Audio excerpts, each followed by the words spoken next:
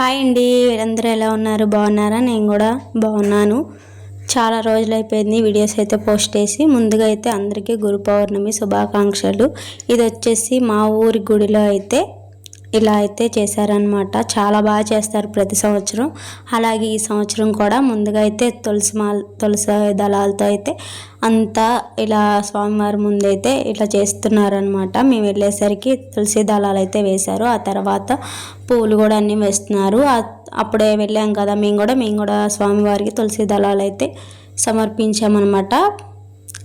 Morning అభిషేకము, అలాగే పల్లకి సేవ, తర్వాత సాయిబాబా చాలీసా అయితే 108 సార్లు అయితే చదువుతారనమాట. ఇట్లా సాయిబాబా దగ్గర అయితే విగ్రహం అది పెట్టేసి 108 సార్లు అయితే చదువుతారు. ప్రతి ఒక్కళ్ళు తాంబూలం అది పెట్టి ప్రతిసారి చాలీసా చదివినప్పుడు తాంబూలం అది పెట్టి కొబ్బరికాయ కొట్టి హారతి అయితే ఇస్తారనమాట. చాలా బాగా చేస్తారు. మాకైతే గురు పౌర్ణమి అందరైతే చాలీసా అయితే చదువుతున్నారనమాట. మేము వెళ్ళేసరికి వాళ్ళతో పాటు మేము కూడా అయితే పాల్గొన్నాము. చాలా రోజులు అయిపోయింది కదా వీడియోస్ పెట్టి, ఎందుకు పెట్టట్లేదంటే హెల్త్ అసలు బాగోట్లేదు.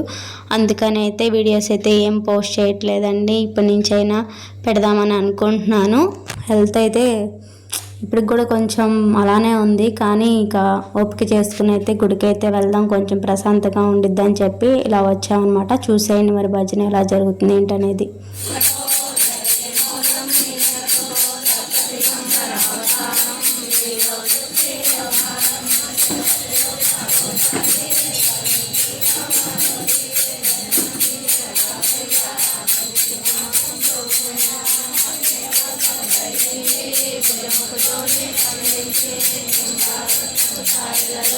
కొద్దివేషణ ధారణలో కలియుగమందున వెలిపితివి త్యాగం సమనం నేర్పితివి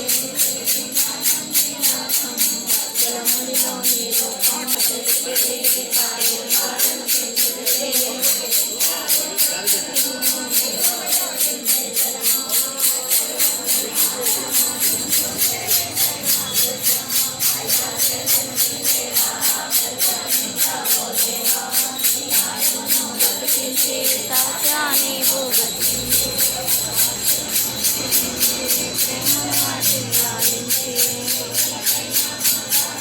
చిత్తమయాని వ్యవహారం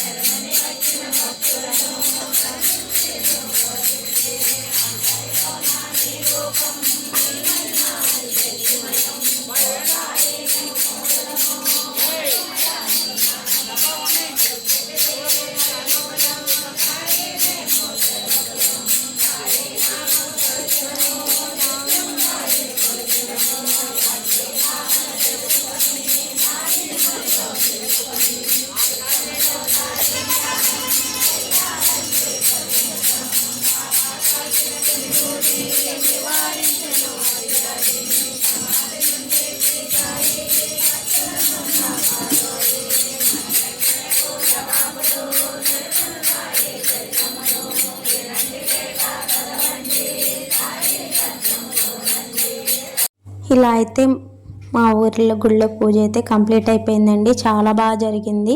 ఇవన్నీ చెప్పాను కదా, సాయిబాబా చాలీసా చదివారని. అలా చదివినప్పుడల్లా పెట్టిన తాంబూలాలు ఇలా పూజ అంతా అయిపోయాక అయితే ప్రశాంతంగా స్వామివారిని అయితే ఇలా మీకు కూడా చూపిద్దాము అని చెప్పి ఇలా వీడియో అయితే చేశాను. చాలా బాగా జరిగింది ఇవి పూజ అయితే. తర్వాత మీరు లోన అలంకరణ కూడా చూపించేస్తా, చూసేయండి.